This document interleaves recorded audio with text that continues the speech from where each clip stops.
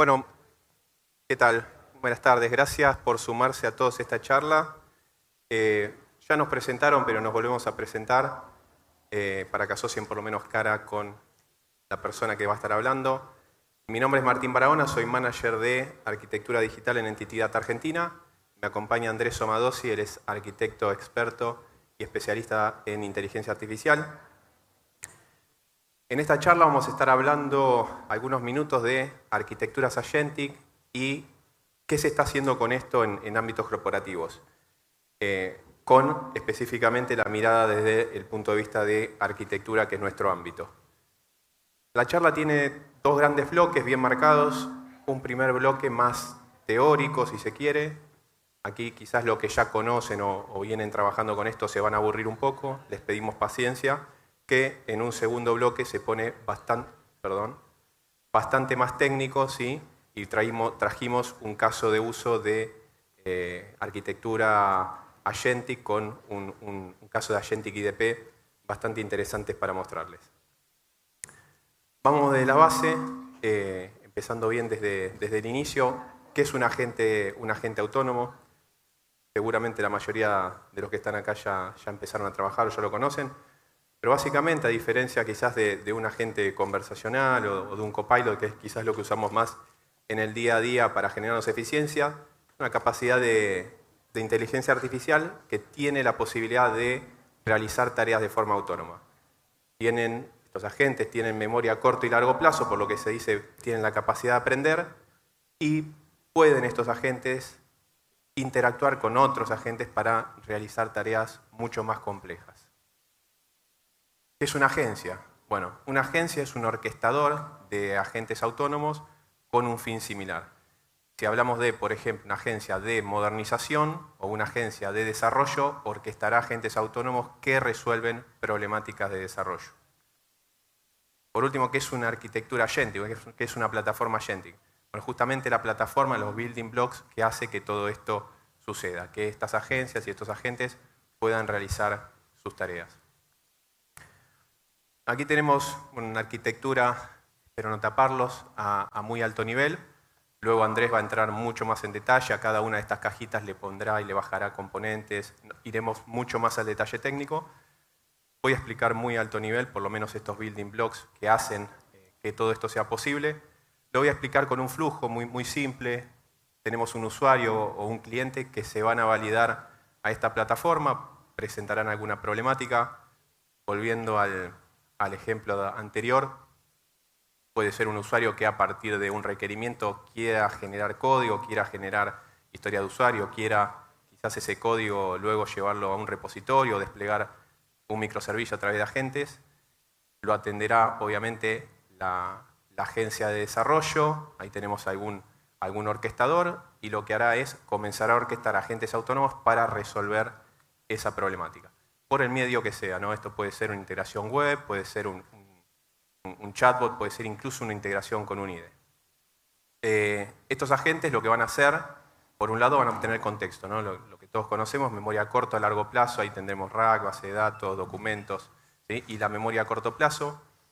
Por otro lado tenemos todo lo que son integraciones, ¿sí? Cómo nos integramos a las herramientas corporativas, a un Jira, un Confluence, un ERP, un CRM, o un clúster de microservicios, lo que sea. Hoy cada vez tenemos más facilidades con conectar básicamente con lo que se nos ocurra. Y ahí tenemos, ya sea por APIs más tradicional o bien con algún servidor de MSP.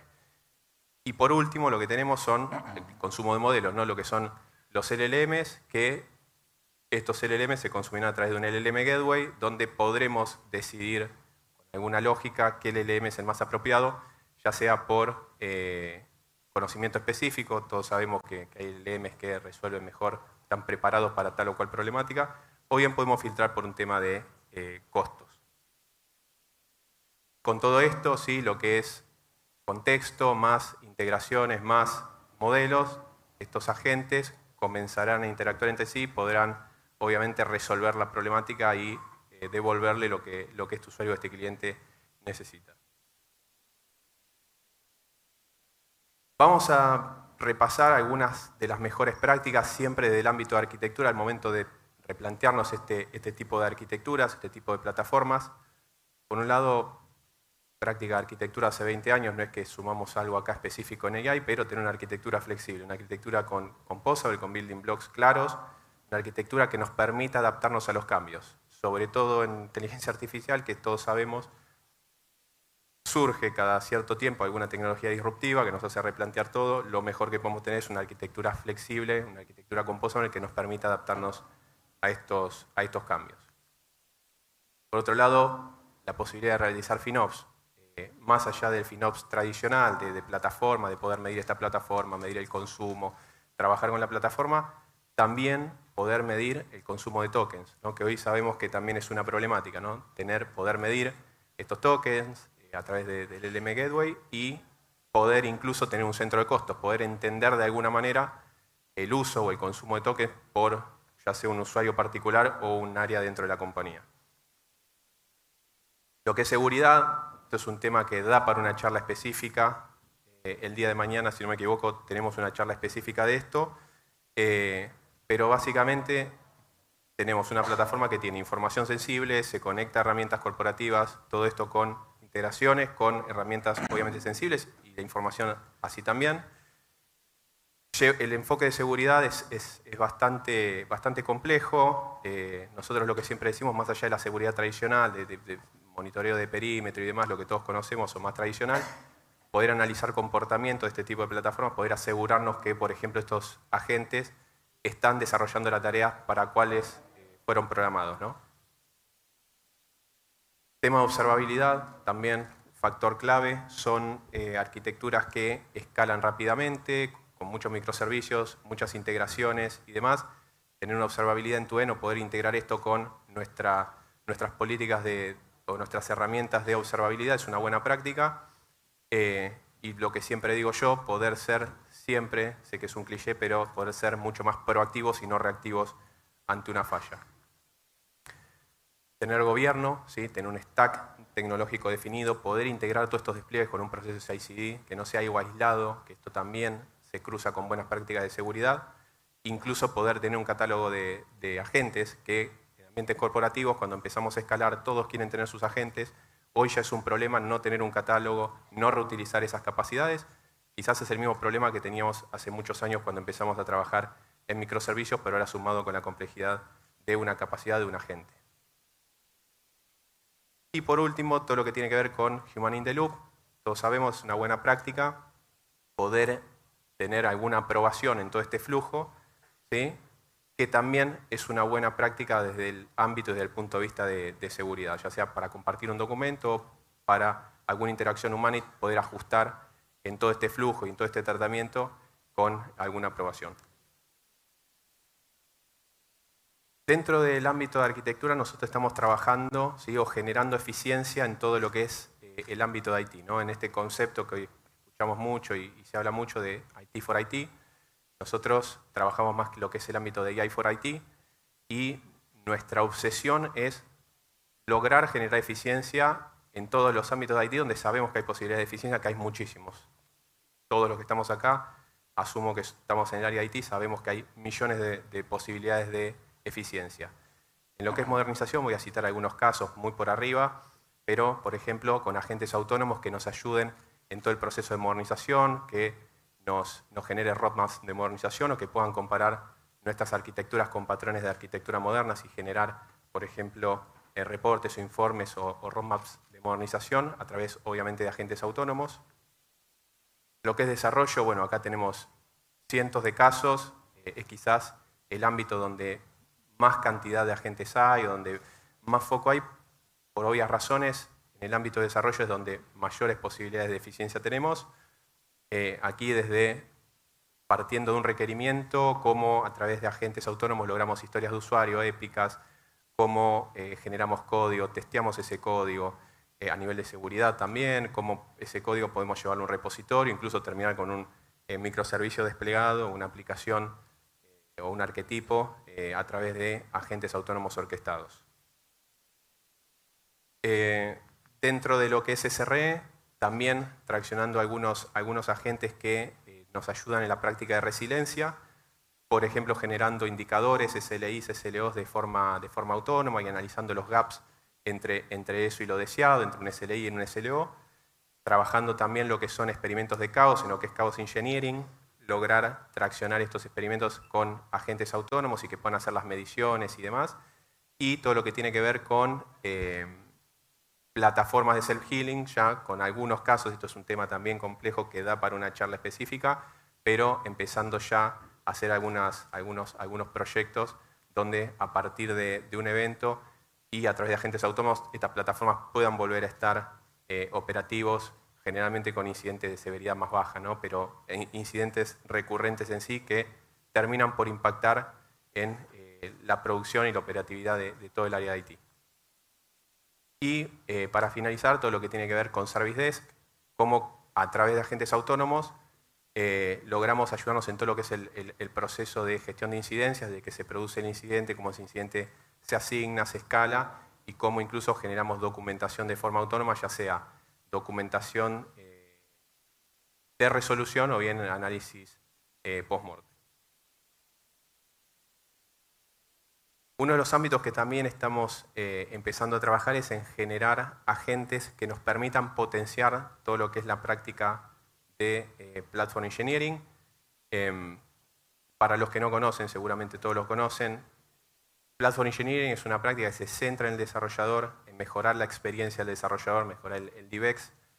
Tiene como objetivo que los desarrolladores sean más productivos, bajar la carga cognitiva tanto de desarrolladores como de DevOps. Hoy sabemos que en ámbitos complejos, con múltiples tecnologías, en empresas grandes que manejan múltiples squads de desarrollo, tanto DevOps como desarrolladores tienen una alta carga cognitiva. La obsesión de esta práctica es bajar esa carga cognitiva y que en definitiva todos trabajemos un poco mejor. Esto lo hace a través de la implementación de un IDP, Internal Developer Platform, saben, por ahí más conocido es Backstage, seguramente todos lo conocen, que básicamente es, en resumidas cuentas, tiene todas las herramientas que un desarrollador necesita para trabajar en su día a día y para, en teoría, ser más eficiente. Nosotros, justamente con lo que es Platform Engineering y tomando en cuenta todo esto que hemos repasado, les hemos traído un caso bastante interesante que denominamos Agentic IDP y es lo que Andrés les va a contar a continuación. Muchas gracias, Martín. Bueno, qué gente, gracias por acompañarnos. Estamos realmente muy felices de poder estar hoy con ustedes. A mí me gustaría comenzar este bloque con una pregunta.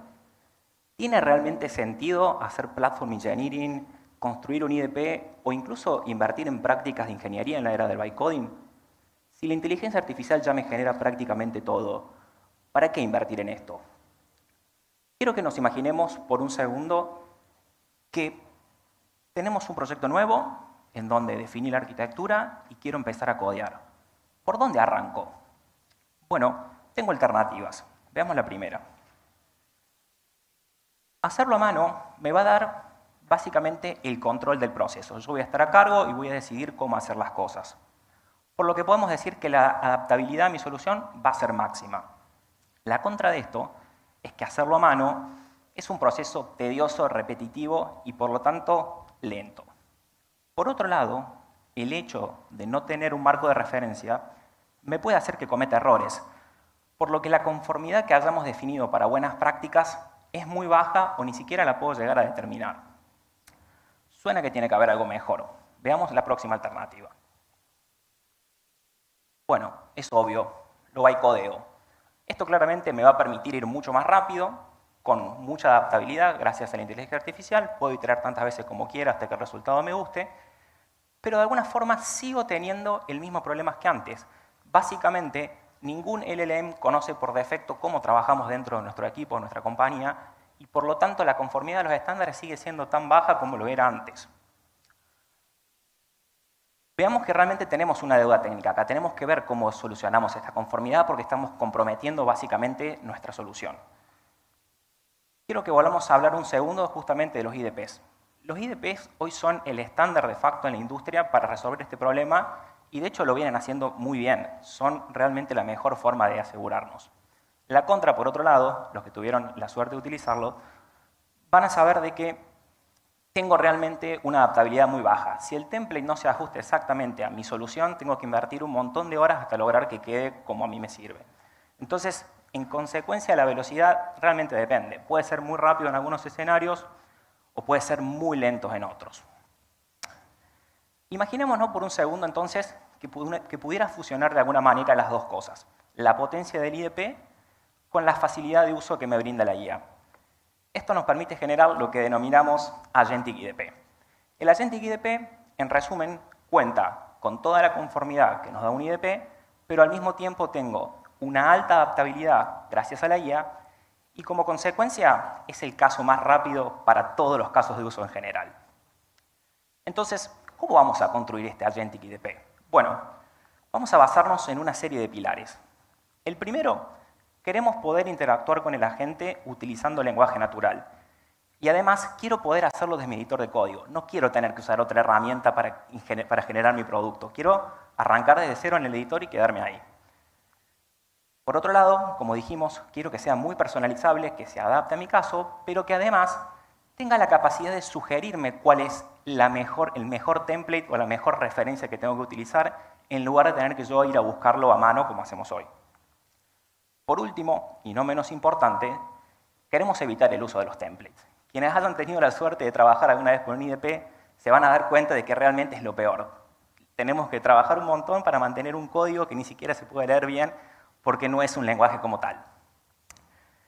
Veamos entonces cómo le vamos a dar vida a estos pilares. ¿Cómo vamos a construir esta Agentic IDP?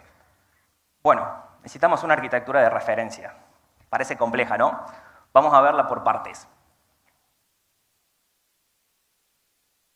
En este primer bloque, si se prestan atención, tenemos básicamente los mismos bloques funcionales que antes les mostraba Martín. Tenemos agentes que en conjunto van a trabajar formando una agencia y que van a ser desplegadas en nuestra plataforma. Entonces, ¿cómo va a funcionar todo esto? Bueno, el primer punto dijimos que queremos interactuar desde el editor, entonces vamos a basar nuestra solución en MCP. MCP me va a dejar básicamente exponer toda la funcionalidad de la agencia a través de una tool que puedo instalar en Visual Studio Code con Copilot o Cursor, por ejemplo. Bueno, ¿cómo corre? Cuando el MCP recibe una petición, lo que va a hacer es, en primera medida, pasar por una etapa que es código, es quizás la única parte de código tradicional como lo conocemos, que se va a encargar de hacer validaciones de seguridad, permisos. Cualquier validación es el lugar para hacerlo. Esto se puede conectar a bases de datos, lo que prefiramos. Tenemos nuestros agentes, que como podemos ver, básicamente hay un agente orquestador, quien es el que va de alguna manera a generar la conversación, y otros agentes por detrás, que son quienes van a ejecutar las acciones. Estas acciones también van a utilizar otras herramientas. En este caso nos estamos basando en el MCP de GitHub, que nos va a dejar leer archivos de un repositorio, crear un repositorio o incluso pushear los cambios que estamos realizando ahí. Por último, estos agentes tienen que tener un método de razonamiento. Le tenemos que disponibilizar un modelo. Y para ello utilizamos LightLLM, que básicamente nos permite unificar la interfaz de cualquier modelo y que se pueda elegir cuál es el que mejor se ajusta a cada necesidad. El último bloque, Langfuse, es la herramienta que utilizamos para tener observabilidad cross, lo cual es súper valuable, sobre todo en estas arquitecturas de multiagente, donde queremos poder tracear end-to-end cómo se está básicamente generando el prompt completo. La última visión que queremos dar de esto es, fíjense, que efectivamente tenemos que seguir contando con bases de datos tradicionales. Todo lo que tenga que ver con persistencia a largo plazo o incluso persistencia en el momento para lo que tenga que ver con manejo de sesiones y demás, sigue necesitando tener cosas como Redis. Y además, cada uno de estos bloques termina siendo un contenedor de Docker. Es decir, tenemos que seguir teniendo una plataforma en donde poder desplegar nuestros contenedores, como puede ser Kubernetes o un cloud provider. Bueno, muy lindo el slide. ¿Qué pasa esto? ¿Cómo se ve en vivo? ¿Cómo se puede utilizar? Vamos a ir a un video directamente con nuestra interfaz de N8N, que es donde lo desplegamos, donde básicamente termina siendo el mismo bloque que veíamos antes. Tenemos una primera etapa de input con nuestro MCP server y además agregamos algunos otros extras como poder invocar a la agencia utilizando REST o también con nuestro chat embebido, que es una funcionalidad que te da N8N que es muy importante para poder debuguear. Contamos también con este gateway. Puede ser tan simple como un low code, o puede poner un JavaScript o un Python, lo que quisiéramos en este caso.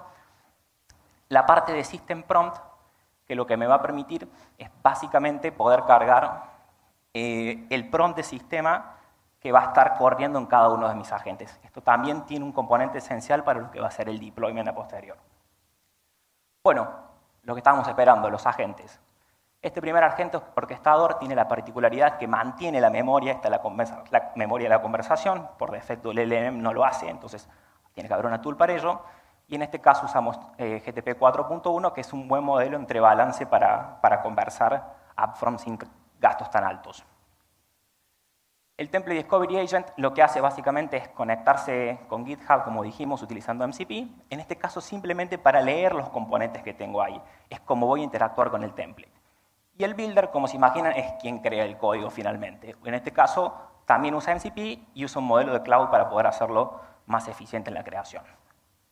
¿Qué pasa si le pregunto qué puede hacer? Bueno, si llegan a ver, el flujo se va a iluminar y a mano derecha vemos cuáles son los steps que corrieron. En este caso, el agente orquestador puede responderme directamente cuáles son las capacidades que tiene la agencia. Si ahora le pregunto qué opciones tengo para crear un backend, se va a volver a repetir el flujo, pero ahora la particularidad es que se va a ejecutar el agente de templates. Lo que va a hacer este agente es entender el prompt y tan pronto como se da cuenta, va a ir a GitHub a buscar un archivo en particular que es en donde voy a básicamente tener mi información del IDP. Si se fijan, esta es una llamada en donde va a obtener el archivo y de este otro lado va a traer todos los templates disponibles y va básicamente a fijarse cuál es el que mejor se adapta a la necesidad. En este caso tenemos dos que son elegidos, son los dos templates que tengo disponibles para backend y puedo literalmente decirle, bueno, quiero que procedamos con uno de ellos. En este caso en el video le vamos a decir que utilice Node.js, a ver qué pasa. Se vuelve a ejecutar el mismo flujo y ahora lo que va a hacer el agente de templates es ir a buscar ese template en particular, que es el set de instrucciones para cómo construir este nuevo proyecto basado en Node.js. Algo importante en esta parte es que esta llamada va a empezar a generar una salida en un JSON estructurado que va a ser lo que se va a ir enriqueciendo y viajando a lo largo de los stages hasta que se crea el repositorio como tal.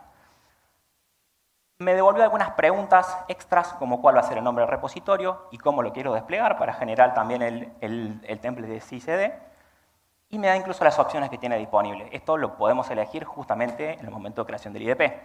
En este caso en particular, le voy a decir que cree mi proyecto como nombre de repo y que use Docker para deployment. En este caso, el agente orquestador lo que va a hacer es directamente llamar al builder. Este agente builder tiene la característica de trabajar asincrónico porque es un proceso muy grande crear tantos archivos de código de una. Por lo que le vamos a dar tiempo para trabajar mientras vemos qué es lo que tenemos efectivamente en GitHub. Bueno, lo primero que vemos es este archivo de catálogo, es el entry point de mi repositorio. Lo que tenemos acá listado es cada uno de los templates que tengo disponibles. En este caso estoy resaltando los dos que me devolvió, los dos de backend. Y en particular, el de Node.js que elegimos, si se fijan, tiene una key que me indica a dónde va a estar el template. Vamos a navegar dentro del repo, a ver qué es lo que nos encontramos. Hay un readme, que es el que estamos referenciando, y lo único que hay es texto. Esto lo podemos elegir nosotros. Nosotros decidimos qué tanta información le ponemos ahí adentro o qué tan detallista queremos ser con la construcción. De mínima, por lo menos, el sistema de archivos o cómo quiero que se genere.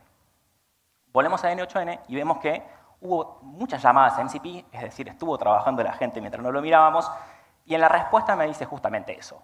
Comenzó el proceso, te voy a avisar en cuanto termine, pero como ya le dimos tiempo, podemos asumir de que está terminado, y si abrimos el repo, vamos a ver que efectivamente este repositorio se creó y parece que al menos tiene código.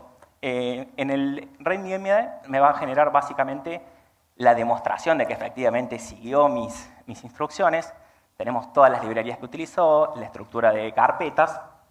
Y si nos movemos dentro del código, lo más importante o más sensible, como puede ser las capas de autenticación, manejo de errores, etc., está todo resuelto ya directamente basados en mis instrucciones. Incluso hasta la parte de test también queda configurado para que podamos hacer testing automatizado. Hasta acá muy lindo.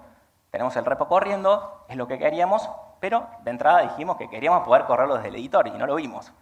Para eso lo que vamos a hacer es, vamos a ver la configuración del MCP Server, que para sorpresa, si nunca lo hicieron, termina siendo un endpoint como de toda la vida. Copio este endpoint, y lo único que tengo que hacer es moverme en mi editor de código, en este caso es Cursor, dentro de la sección de MCP, doy de alta la herramienta, es copiar un pedazo de JSON y no tengo que hacer más nada. Pero bueno, ¿cómo uso el IDP este ahora? Bueno, si me voy a la parte del chat, le pregunto cómo puedo arrancar un proyecto nuevo, lo que vemos es que automáticamente está llamando a mi agente. No tengo que hacer nada más, es capaz de entender la intención y con eso se está ejecutando todo el mismo flujo que veíamos que se ejecutó al principio. Obviamente en este caso no es visual, pero los bloques son los mismos. Pasado un momento, tengo la respuesta que como en este caso no fui específico, podemos ver que efectivamente ejecutó todo el flujo y me pudo devolver los templates que tengo disponibles. Bueno, como pudimos ver, creo que la respuesta queda respondida, ¿no? Las ventajas de tener este Agentic IDP son altísimas. Estamos convencidos de que fusionar la práctica de ingeniería y de arquitectura junto con la inteligencia artificial nos va a ayudar a potenciarnos y a alcanzar resultados que hace apenas unos años nos parecían inalcanzables. Por otro lado, creíamos que era muy importante demostrarles realmente qué significa desplegar este tipo de agentes en producción de un ambiente corporativo. No es simplemente escribir un prompt y olvidarme. Necesitamos aplicar prácticas de arquitectura, de ingeniería y de plataforma para hacerlo correctamente. Esto es básicamente lo que nos va a permitir pasar de la promesa de la IA a una realidad. Bueno, hasta acá el caso que les hemos traído. Los invitamos a todos, a los que no están experimentando por ahí con estas tecnologías, que se animen, que lo hagan, que puedan buscar por lo menos sus puntos donde pueden ustedes mismos ser más eficientes, sus casos de uso, que disfruten esta tecnología como lo hacemos nosotros, que nos apasiona lo que hacemos. La realidad es eso, estamos muy felices, preparamos esto muy rápido en tiempo récord para traerlo acá, así que le pusimos mucho empeño. Y de nuestra parte quedamos a disposición en el stand o acá en el evento para que puedan acercarse. Muchas gracias. Muchas gracias. Bueno, buenísimo, súper interesante. Chicos. Sin duda, gente se No llevó. se vayan, que toda la seguro hay atención algunas hoy. preguntas. En el público pueden ir Debe levantando haber la varias mano. preguntas. Acá hay tenemos al medio. una. Y allá atrás hay otra también, para después. Una consulta, ¿se escucha? Hola. A ver. Hola, ¿se escucha? Perfecto. Ahí está. No me quedó claro, el agente cuando buscaban en el repositorio, tiene un repositorio de templates que ustedes crearon y todavía tienen que mantener los templates de infraestructura, por ejemplo, y qué tanta efectividad tiene cuando después lo toma la gente y lo transforma o lo edita para que sea utilizable específicamente para un proyecto, cambiarle los nombres y todas esas cosas específicas, custom. ¿Vale? Bueno, es muy buena pregunta. La verdad que para que se pudiera entender, yo tengo que hablar todo el tiempo de templates. La realidad es que no es un template, es un texto. Lo que pasa es que es una jerga de un IDP y hablar de otra forma no se hubiera entendido. Pero sí, los templates, al fin y al cabo, imagínate como si fuera una disponibilidad de un tipo de proyecto base que un equipo de ingeniería, por ejemplo, disponibilizó. Entonces, eso es un template y en el caso puntual del Agentic IDP no es más que texto. Ahora, ¿qué tan preciso es siguiendo esas instrucciones? Bueno, en primer lugar, va a depender de esas instrucciones. Si las instrucciones son muy vagas, y el agente va a generar el código un poco intentando cubrir esos baches.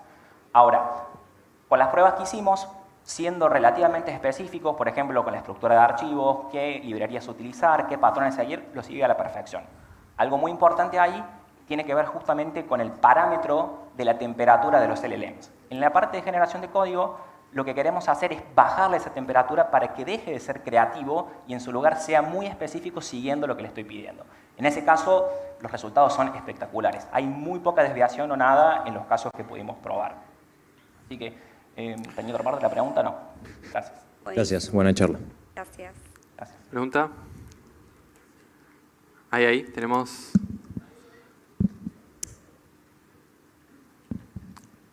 Buenas. Sí, yo les quería preguntar cómo manejaban por ahí para mantener actualizadas toda la info que le proveen de contexto para que pueda hacerlo. Dependencias entre proyectos y lo nuevo que quieren hacer dependen de otro proyecto, de otro código. como para que eso esté siempre al día, tenga el contexto de todo eso? Es muy buena pregunta. Bueno, la parte de lo que tiene que ver con los templates en sí, básicamente es una estrategia de la compañía. Hay compañías que prefieren mantener el IDP como relativamente cerrado, con un grupo que está velando por lo que está ahí adentro, entonces se encargan de actualizarlo como tal.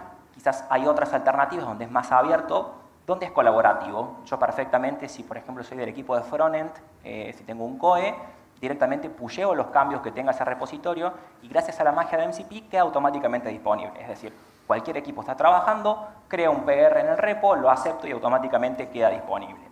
Ahora, la segunda parte, que tiene que ver con cómo mantenemos actualizado la arquitectura, cómo hacemos que los agentes evolucionen, ese caso tiene que ver con cómo mantenemos el prompt de sistema. Y si te acordás al principio del video que había un bloque rojo, ese bloque es quien se encarga de cargar el prompt de sistema. Es decir, también puedo mantener esa parte en un repositorio específico que me permita de alguna forma actualizarlo muy fácil sin tener que, por ejemplo, deployar todo de vuelta. Allá hay otra pregunta. Tenemos atrás y adelante también. Hola, ¿cómo va? Quería preguntarles qué estrategias de prompting habían usado para las diferentes partes de la arquitectura de los agentes. Sí, bueno, está dividido, obviamente. Como vieron que es un sistema multiagentes, hay un primer agente orquestador que lo que va a estar haciendo es entender cuáles son las capabilities de cada uno de los agentes tools y lo que va a buscar es, primero, justamente esto, orquestar, entender cuándo tiene que llamar a cada uno. Entonces, esa es como la primera estrategia que hay dentro de ese agente. Después, para el resto de los agentes, obviamente que es mucho más complejo y hay que charlar otra charla más sobre esto, pero a grandes rasgos estamos siempre obligando, porque literalmente tiene un must, pues la única forma que lo cumpla, a que saque un resultado estructurado como JSON. Entonces, básicamente el proceso completo es un enriquecimiento de JSON y todo el proceso es capaz de leer un JSON, enriquecerlo y pasarlo al paso que sigue. Esa es como a nivel estratégico cómo construimos estos agentes. Acá hay una adelante y allá también. Hola, quisiera saber si usan AOSA. ¿Cómo? Perdón. Quisiera saber si usan AOSA para orquestar los agentes. No llego a entender Sí, sí, utilizamos A2A. Agent to agent. Ah, ok, sorry. No utilizamos A2A porque todo este flujo está basado en LangChain, ¿ok? Entonces, no hace falta A2A, lo utilizaríamos si estos agentes estuvieran desplegados en silos. Si yo, por ejemplo, decidiera que uno de estos agentes lo voy a desplegar en CCP, ok, en ese caso es un muy buen caso para utilizar A2A. Acá puntualmente son tools. Dentro de lo que es el framework de LangChain, invocar a un agente o al otro está todo basado directamente en esa estrategia. Esta arquitectura que vieron es una arquitectura para este caso. Tenemos otros casos, no pudimos obviamente traerlos por tema de tiempo, donde sí utilizamos A2A, como le decía Andrés, generalmente para orquestar distintos tipos de agente, pero sí, lo utilizamos, no acá particularmente, no hacía falta, no venía al caso, pero sí lo utilizamos. Buenísimo. Última pregunta, Nada más. ¿hacemos? Estamos ahí. Había como acá, adelante hay una. Ahí llega el micrófono. Bueno, desde nada, gracias por la charla, la verdad que muy técnica, muy enriquecedora. Te ganaste un pin después en el stand. Un par de stickers también, gracias. Los stickers más tarde. Y la pregunta iba por el lado de cómo saben cuando están reconfigurando correctamente el prompt, si realmente el objetivo que están cumpliendo y los parámetros y las características que le están dando, enriqueciendo para los modelos, realmente están ayudando o están desviando el comportamiento que quieren. O sea, ¿cómo gestionan el control de versiones? No, es excelente pregunta y es lo más difícil de construir esto. Para hacerlo hay varias técnicas, pero la mejor de todas, si alguna vez lo escucharon hablar, son los evals. De hecho, muchos de los frameworks, es una de las características que da Langfuse, es el eval. El eval, de alguna forma, para quien no lo sabe, es la forma de hacer test automation para un LLM. Entonces, lo que hicimos para este caso puntual fue cargar casos de uso en donde sabemos exactamente qué devolver y lo que va a hacer en este caso puntual es corremos la batería de test cada vez que hacemos un cambio. Entonces, esto finalmente, contrario a lo que puede pasar con un test tradicional, que te dice pasa o no pasa, esto me devuelve un score y de alguna forma vamos intentando balancear cada uno de estos scores para obtener el mejor resultado posible a través de versiones. Buenísimo. Bueno, gracias, Estamos chicos. justos, Les por favor. damos un aplauso Gracias. enorme. Gracias.